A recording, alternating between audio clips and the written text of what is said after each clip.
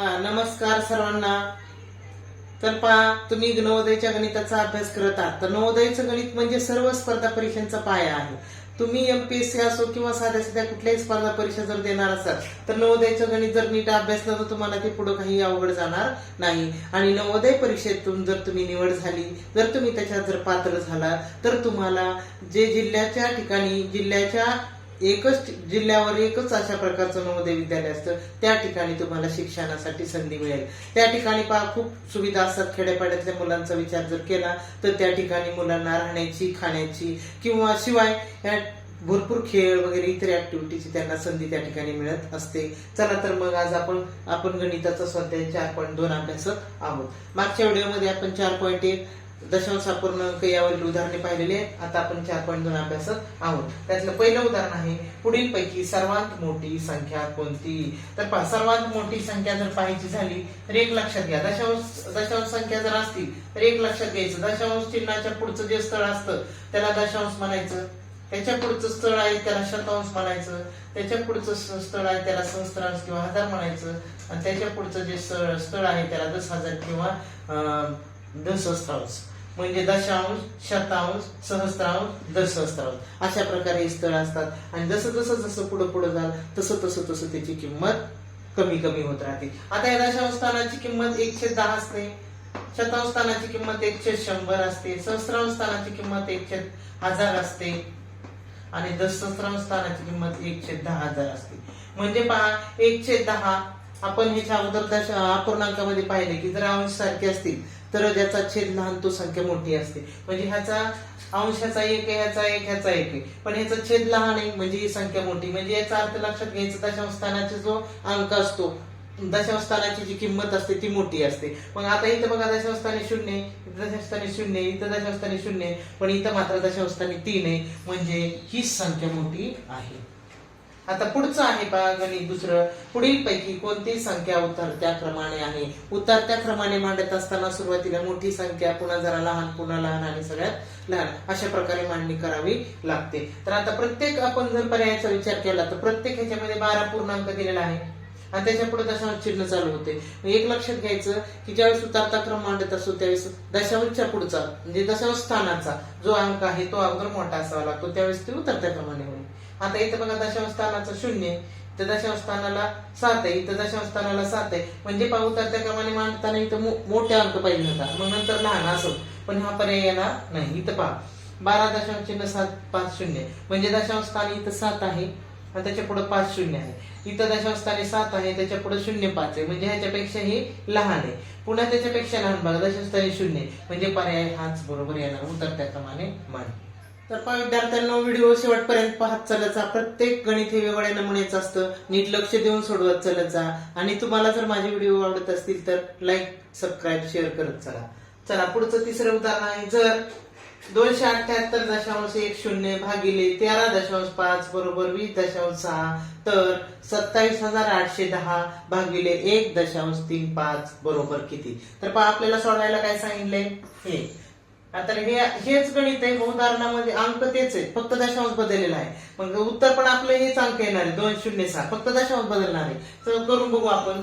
27,810 भागिले 1.35. आता दशांश ज्याने भागायचा असतो त्या भाजकाचा दशांश काढून टाकायचा, म्हणजे तो पुढे सरकायचा.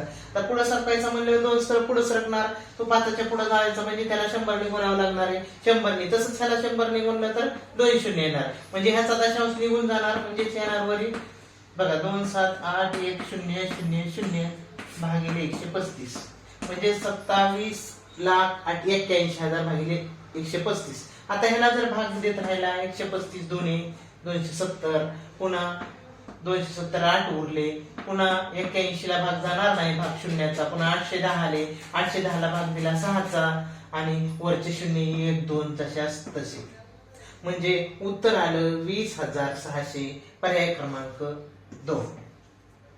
चला पुढचं उदाहरण आहे पहा, 4.239 ला 0.9 ने भागाकार दिल्यावर हाती येते.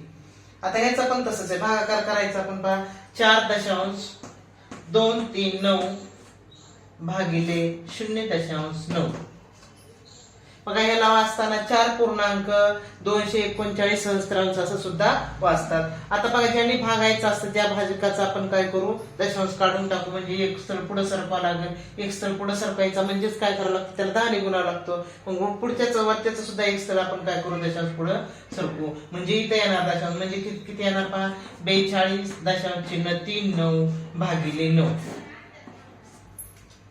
आता पहिल्यांदा 4 ला भाग जाते का नाही भाग जात, भाग शून्याचा द्या, खाली 4 उरले, वरून घेतला 2चा 42 झाले, 9 त्रिक 27, 9 चौक 36 बघा उरले 6. आता दशांश आला की तो वर मांडून टाकायचा, वरून आले 3. आता 3 आले, 3 ला काही भाग जात नाही. 63 झाले, 63 ला भाग दिले, 9 सती 63. म्हणजे बघा आता इथपर्यंत जर केलं तर आपल्या लक्षात येईल 4.7 कुठे आहे बघा, 4.7. त्याच्या पुढची करायची गरज नाही, कारण दशांश चिन्ह आलं आपल्या लक्षात आलं. दशांशच्या पुढे 7 अंक आहे, तरी पण करून घेऊ. 9 सती 63, 63 ला 0 वरून घेतला 9चा, 9 1 9 म्हणजे 4.71. पर्याय क्रमांक 2. आपण 0.8 आणि 0.04 यांचा गुणाकार किती. दशांश अपूर्णांकाच्या गुणाकारामध्ये एक लक्षात घ्यायचं की दशांश नाही असं गृहीत धरून गुणाकार करायचा आणि नंतर दशांश द्यायचा. बघा म्हणजे दशांश नाही असं गृहीत धरून जर बघितलं तर इथे येणार 8 आणि इथे येणार 4. यांचा जर गुणाकार केला तर 8 चूक काय येणार 32. अगोदर दशांश नाही असं गृहीत धरून गुणाकार करायचा, नंतर दशांश द्यायचा. आता दशांश स्थळ मोजायची, इथे किती होते 1 2 आणि इथे 1 होता, असे सगळ्याची मिळून किती झाले 1 2, इथले 2 स्थळ आणि इथले 1 स्थळ, असे 3 स्थळ दशांश द्यायचं आपल्याला. आपल्याला पण इथं 2 स्थळ आहेत, पण अलीकडे 0 मांडून इथं म्हणजे बरोबर दशांशच्या पुढे 3 स्थळ आले पाहिजेत. इथलं 1 स्थळ नाही, इथले 2 स्थळ आणि अलीकडे पूर्णांक काही नाही म्हणून 0 देतात. मग 0.032 पर्याय क्रमांक सी.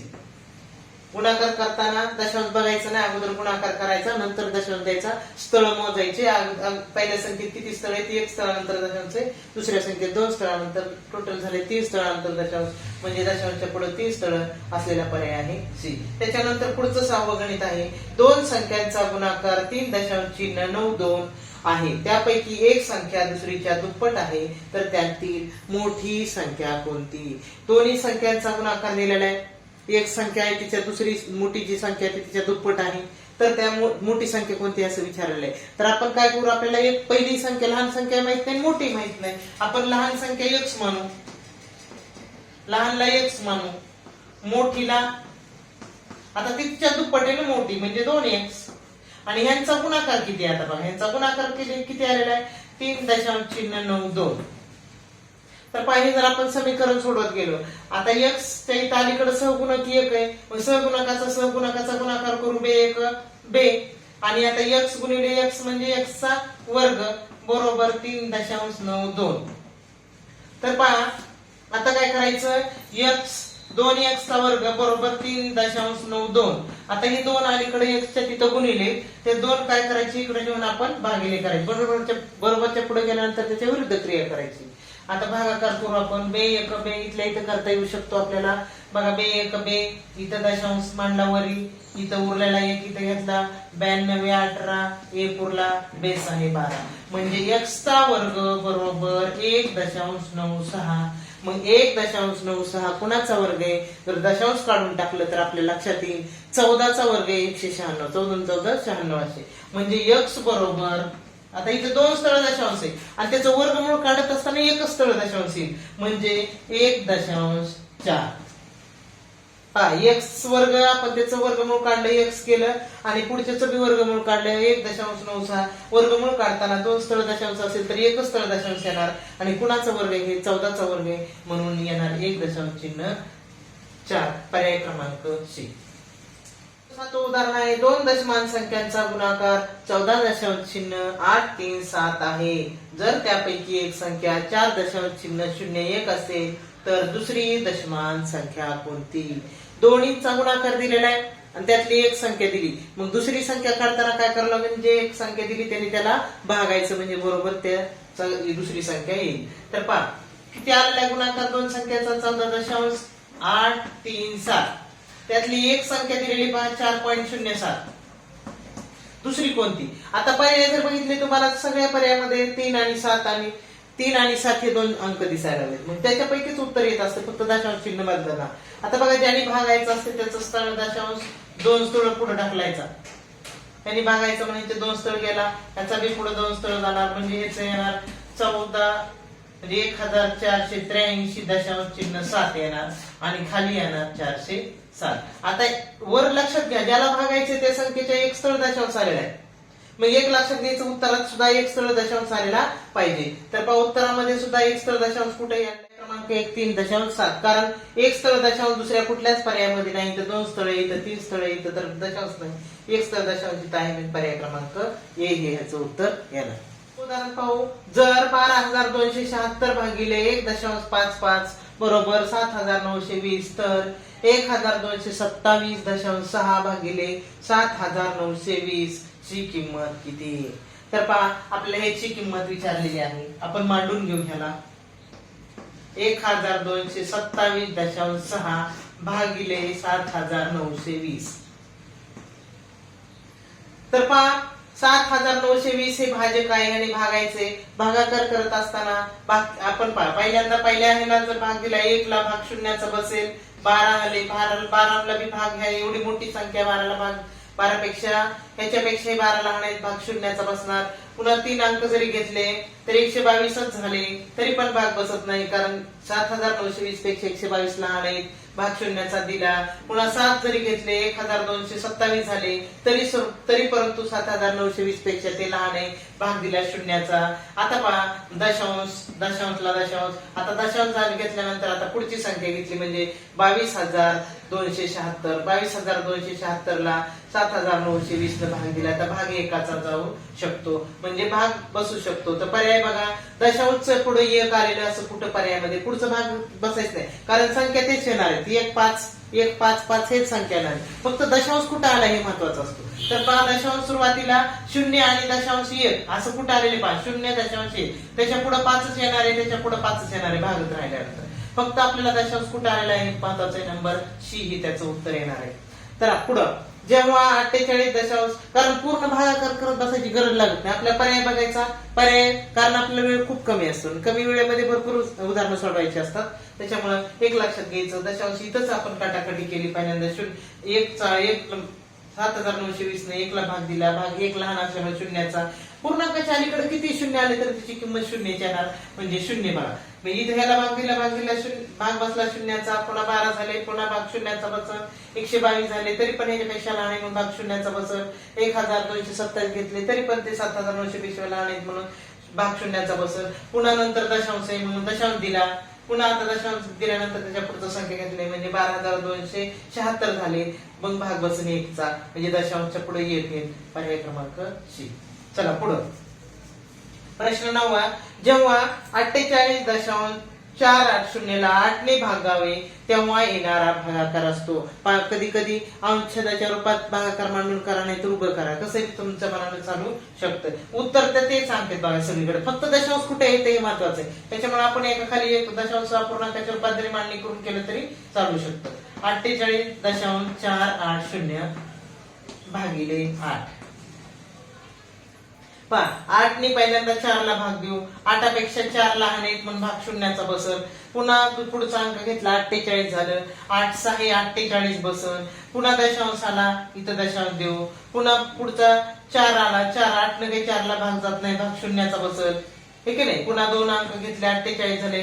8 6 हे 48 आणि वरचा शून्याचा बसला. म्हणजे पहा, 6.0 असं कुठं आलंय बघायचं. 6.0. पर्याय क्रमांक 1. पूर्ण जरी भाग उभ्या मांडणी जरी दिला तरी चालू शकता. 48.480 भागिले 8. 8 ने काही भाग जात नाही, 4 ला भाग शून्याचा दिला. 0 दिल्यानंतर खाली 0 मांडले, 4तून 0 गेले, 4 उरले, वरून 8 घेतला. 8 6 हे 48 झाले. पुन्हा दशांश आहे, दशांश वर मांडला. पुन्हा 4 खाली घेतला. 4 ला काही 8 ने भाग जात नाही म्हणून भाग शून्याचा दिला. पुन्हा वरचा 8 घेतला. 8 6 हे 48 आणि परत पुन्हा 0 दशांश तसा, म्हणजे 6.060. पर्याय क्रमांक 1. तर पहा विद्यार्थ्यांनो, माझा व्हिडिओ शेवटपर्यंत बघितल्याबद्दल धन्यवाद. तुम्हाला काही शंका असेल, काही प्रश्न असतील तर तुम्ही कमेंट बॉक्समध्ये विचारत चला. आणि माझे जर व्हिडिओ आवडत असतील तर लाईक करत चला किंवा इतर मित्र मैत्रिणींना शेअर करत चला आणि सबस्क्राईब करा. धन्यवाद.